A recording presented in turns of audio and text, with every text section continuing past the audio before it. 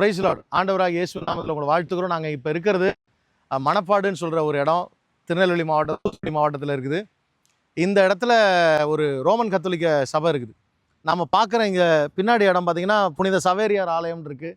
Francis Xavier என்று சொல்லக்கூடிய Jesuit machinery ஒரு 300-400 ஆண்டுகளுக்கு முன்பாக ஆண்டவருடைய ஊழியத்தை செய்யும்படி வெளிநாட்டிலேருந்து இங்கே வந்தவர். இன்றைக்கி அவருடைய பாடி மும்பை பக்கத்தில் இன்றைக்கும் பார்த்திங்கன்னா 300 வருஷத்துக்கு மேலாக அழுகாமல் வைக்கப்பட்டிருக்கு. அவர் கடல் வழியாக மார்க்கமாக ஊழியம் செய்த இடம்.